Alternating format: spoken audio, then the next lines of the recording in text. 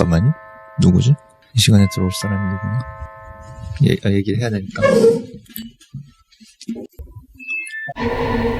제가 정확하게 말씀해 드릴게요. 다단계 하는 사람들, 그리고 막 뭔가 여러분들한테 뭔가 팔려고 하는 사람들, 여러분들이 지금까지 알던 건 다 잘못됐다, 내가 알려주는 게 진짜다, 모든 사이비 종교 이런 사람들이 그래요. 절대 그러면 안 돼요. 자기만의 기준을 가지고 세상을 분석하고 옳고 그른 거를 판단하고 잘못됐으면 피드백 과정을 고치고, 그래서 여러분들만의 생각을 갖는 게 중요하지, 그 다단계 하는 애들이 꼭 그러더라고. 사이비 종교 믿는 사람들을 너무 낮게 보지 않았으면 좋겠어요. 아무 믿음이 없는 사람보다는 차라리 나아요. 정말 어떤 사람의 눈을 보면 모든 질병이 낫는다, 그 손만 잡으면 막 모든 게 이루어진다 라고 진심으로 믿으면요, 진짜 그렇게 돼요. 그래서 진짜 그렇게 된 경험을 하면은 이제 그 어떤 A 교주에 빠지게 되는 거죠. 근데 그 사람에게 있어서 그 A 교가 그 사람에게 있어서 나쁜가? 그 사람이 그 교주를 믿어가지고 그 믿음으로 인해서 그 사람의 삶이 개선이 된다고 하면은 그거를 나쁘게 볼 수는 없는 것 같아요. 그래서 믿음이 있다는 거는 가치체계에 대해서 우선순위가 있다는 거고, 우선순위가 있다는 거는 살아있다는 거죠.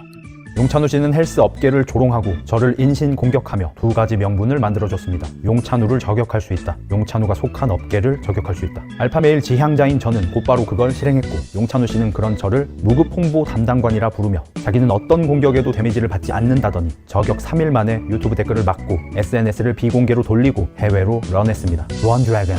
진실을 요구하는 여러분을 비웃고 우매한 대중을 계몽하겠다던 그는 스스로를 신의 선택을 받은 황제이자 매트릭스인 이 세상의 니오이자 존재 자체가 위협인 슈퍼스타로 아이덴티파이 하더니 한낱 NPC들의 랜선 공격도 못 이겨낸 것입니다. 저를 가난하다 놀리던 용찬우 씨의 자기소개입니다. 두 회사의 CEO, 비디오 아티스트, 뮤지션, 작가, 그리고 백만장자. 너무 자신있게 재차 말하길래 저도 그가 능력있고 성공한 사업가라고 생각했습니다. 그러다 우연히 용찬우가 용호수이던 약 1년 6개월 전 내 집 마련을 꿈꾸며 투자 전문가를 찾아간 영상을 보게 됐습니다. 내 집 마련 포기가 눈에 띄네요. 내용을 보고 유추할 수 있는 당시 그의 자산은 약 3에서 4억 원, 월 지출액은 직원 월급 포함해서 100만 원 단위입니다. 결코 백만장자로 보이진 않죠. 저 때는 스스로를 평민으로 아이덴티파이 했던 걸까요? 그의 아버지로 예상되는 분은 어느 전문 직종에서 유능하고 유명한 분이라고 합니다. 용찬우가 자랑하는 압구정 빌딩 고급 사무실이 그 부자 아버지의 것이라는 의혹이 있지만 그는 묵묵부답이었고, 딱이 돈 한 DC인이 제게 자료를 보내줬습니다. 용찬우 아버지로 보이는 분의 사무실이 압구정 빌딩 604호, 용찬우가 자랑하던 사무실도 그 압구정 그 빌딩의 604호.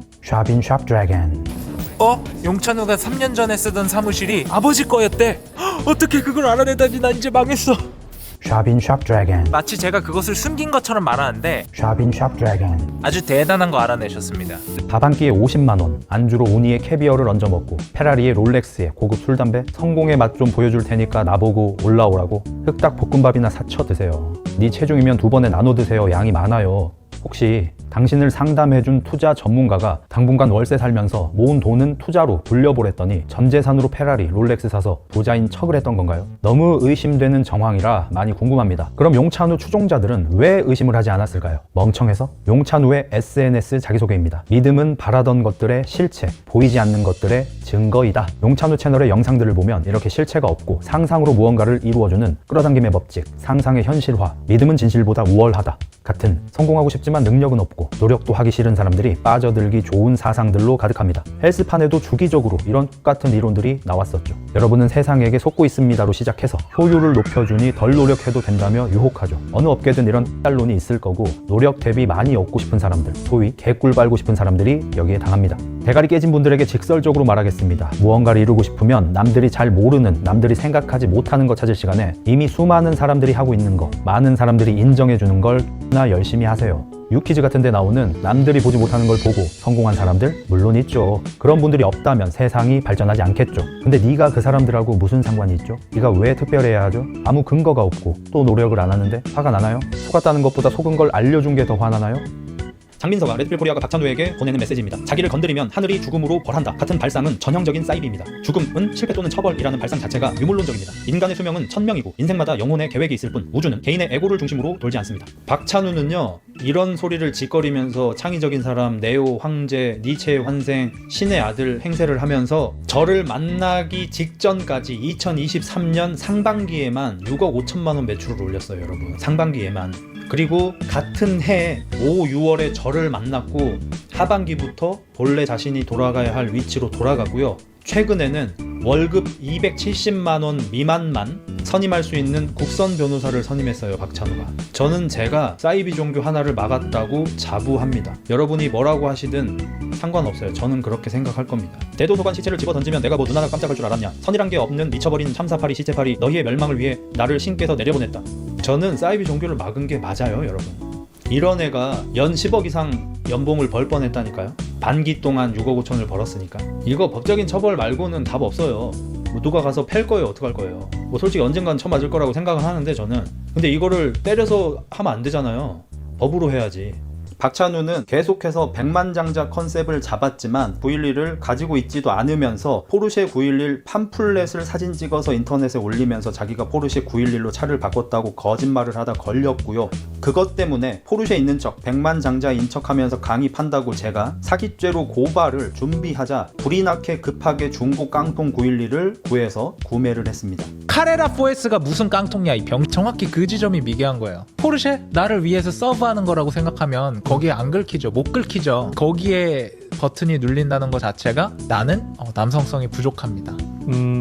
그런 자입니다. 그리고 박찬호는 자기가 젊은 백만장자다. 제 나이 또래 의사들 제 반의 반도 못 벌던데요. 의사들, 대도서관 나보다 돈 못 번다. 수도 없이 자랑을 처했지만 자신의 수익을 인증한 적이 단 한 번도 없습니다. 포르쉐가 없는데 포르쉐 타는 척하고 백만장자 아닌데 백만장자인 척하면서 저는 그걸 막은 새끼입니다. 저는 제 스스로 대견합니다. 그리고 박찬호는 너무 당연하지만 저를 만난 이후로 실체가 들통나서 자기가 현재 흑자 헬스 조지훈이 때문에 매출의 타격이 너무 커서 포르쉐를 얘기를 해놨는데 가져올 수가 없다. 대도서관 나보다 못 벌어요라고 말을 하고 의사들 나보다 못 벌어요라고 하는데 포르쉐 911을 왜 못 가져옵니까? 저는 박찬호 차보다 2배 정도 비싼 맥라렌 GT 타고 있습니다. 저는 대도서관님보다 못 법니다. 저는 우리나라 의사분들보다 못 법니다. 그래도 박찬호보다 2배 비싼 차 가져옵니다. 저 험머 EV 계약해서 10월 달에 받습니다. 근데 대도서관보다 잘 벌고 의사들보다 잘 버는 애가 고작 깡통 포르쉐 911 중고 시승차로 수백 명 엉덩이 뭉기적거리던 그 차를 자기가 돈이 없어서 못 가져온다고 얘기를 한 애예요. 저 지금 박찬호 포르쉐 같은 거 지금 가서 그냥 현금으로 바로 사올 수 있습니다.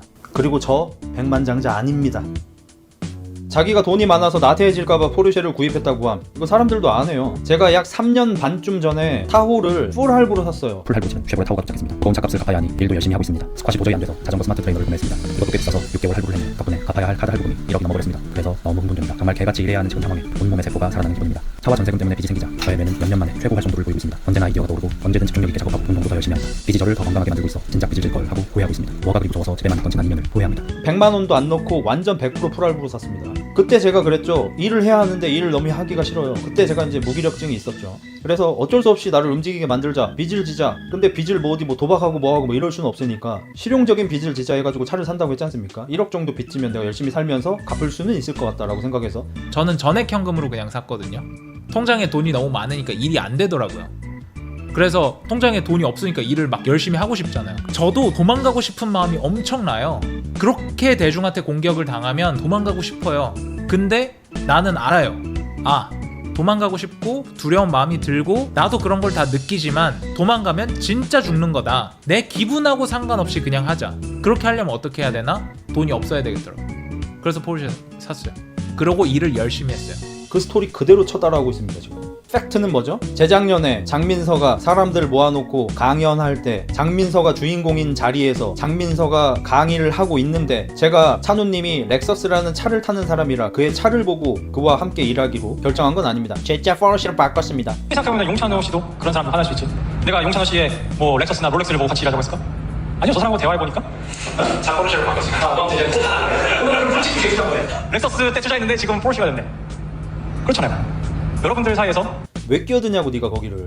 너는 애초에 장민서에 대한 존중이 없고 네가 돋보일 수 있는 상황을 참을 수 있는 능력 자체가 없어. 너는 무조건 네가 주인공이어야 하니까. 그래서 유익남이 책 읽고 나서 회의하고 영화 보고 나서 감상회하고 그런 거 할 때도 책상 위에 글터 앉아가지고 남들 안 하는 소리 막 꽥꽥 지르면서 처하는 거 아니야. 의자 앉아서 그냥 씨발 1인분 하면 되지. 포르쉐도 없으면서 제 차 포르쉐로 바꿨습니다라고 거짓말 했어 안 했어? 했잖아. 그래서 내가 너를 그걸로 사기죄로 고소를 해보려고 했어. 같이 고소할 사람도 90몇 명 모았었어. 근데 법적인 검토를 변호사 2분하고 같이 계속 했는데 그 강의를 산 사람들이 박찬우가 포르쉐를 몰고 있다는 말에 속아서 강의를 산 게 아니기 때문에 사기죄가 성립이 어렵다는 거야. 그래서 괜히 쓸데없는 고소하지 말자 하고 그냥 뺀 거야. 그리고 맞는 말이긴 해. 네가 포르쉐를 샀다고 거짓말 한 건 맞지만 네 강의를 사서 본 사람들이 네가 포르쉐를 타기 때문에 강의를 봤다는 걸 입증하는 건 매우 힘드니까. 그래서 너는 포르쉐가 없었잖아. 그리고 나서 잔나 만났을 때 뭐라 그랬어? 흑자일스 조지훈이 때문에 지금 매출이 존나게 떨어졌다며. 흑자일스 조지훈이 때문에 너무 힘들다고 여대생 앞에서 질질 짰어 안 짰어? 짜잖아. 일반인이었으면 잘했어요. 진짜 그런 생각까지도 들었다가도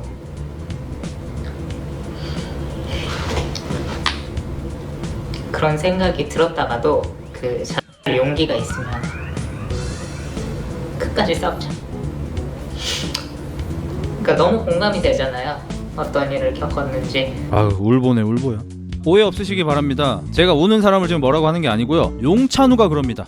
우는 사람 보면 패버리고 싶다고. 발라드 듣지 마라. 용찬우한테 처맞는다고. 그래서 말씀드리는 거예요. 내가 그거를 잔나 말만 듣고 아 그런가 보다 해? 잔나가 거짓말 쳤을 수도 있지. 근데 잔나가 녹취한 걸 우리한테 들려줬잖아. 너 질질 짰잖아 잔나 앞에서. 제가 막 이렇게 캔슬 당하고도 막 이렇게 운 적은 없어요. 나 때문에 운 적은 없어요. 뭐? 너는 너 때문에 운 적이 없어? 운 적이 없긴 뭘 운 적이 없어. 존나 울었는데. 그리고 나서 라이브 방송 켜서도 네가 뭐라 그랬어? 네 구독자들이 찬우님 포르쉐는 그러면 없는 건가요? 아 그러니까 제가 포르쉐가 원래 그 다 뭐 얘기하고 다 계약하고 뭐 했는데 그게 제가 좀 회복을 해야 가져올 수 있을 것 같습니다. 김민용 씨가 자꾸 이제 포르쉐 얘기하는데 포르쉐는 제가 계약을 다 해가지고 받는 걸로 돼 있었는데 그쪽에서 펑크가 나서 저한테 없고 이 사건이 일어나가지고 지금 잠깐만요. 그분하고 이야기한 거를 7월 12일에 아니 잠깐 7월 12일이 아니고 7월 26일에 받는 거였는데 이 일이 생겨가지고 제가 지금은 취소하고 그 다음에 9월로 미뤄둔 상태고 9월 초에 입항을 해가지고 9월 말경에 도착. 그래서 그때 보고 받는 걸로 했는데 제가 좀 더 회복을 해야 가져갈 수 있을 것 같아요. 제가 좀 회복을 해야 가져올 수 있을 것 같습니다. 집으로 얘기를 해놓고 1년 지난 다음에 자기가 나태해질까봐 포르쉐를 구입했대. 뭐 이런 게 있는 거야 진짜. 이게 지금 사람인 거야 이게? 어떻게 이렇게 계속 숨쉬듯이 거짓말을 계속해? 지금 여기 있는 것 중에 거짓말이 아닌 게 한 개도 없어 진짜. 다 거짓말이야. 전부 다 거짓말이야 진짜로. 이거는 허언증이 아니에요. 허언증은 약간 뻥 같은 거잖아요. 우리 집에 금 1kg짜리 있다 막 이런 거 어린애들이 하는 그런 거잖아. 이건 허언증도 아니야 내가 봤을 때는. 이건 내가 봤을 때 리플리 뭐 그런 것도 아니야. 이건 진짜 난 너무 괴물 같아 진짜. 와, 저 어떻게 이런 게 있을 수가 있지 진짜? 성공은 용호수에게, 연애는 레드플래그. 저에게 성공팔이라는 프레임을 씌우고 싶어 하나 봅니다. 저는 성공학 강의도 해야 되고. 저 성공하게 판 적이 없습니다. 그래서 억울하지 않기 위해서 앞으로 팔려고요. 억울하지 않기 위해서. 아니 팔고 욕먹으면 덜 억울하잖아. 성공팔이 강의를 왜 보냐고. 경제학 공부해가지고 독점적 경쟁 시장에 대해서 공부를 좀만 해보면 왜 이딴 거 하면 안 되는지 알 수 있는데 성공팔이를 왜 봅니까? 성공할 수 있는 방법이 있으면 본인 혼자 하지. 이렇게 영감을 줄 수 있는 성공학 강사는 저밖에 우리나라에 없는 것 같습니다. 뭐 어쩌라는 거야 그래서.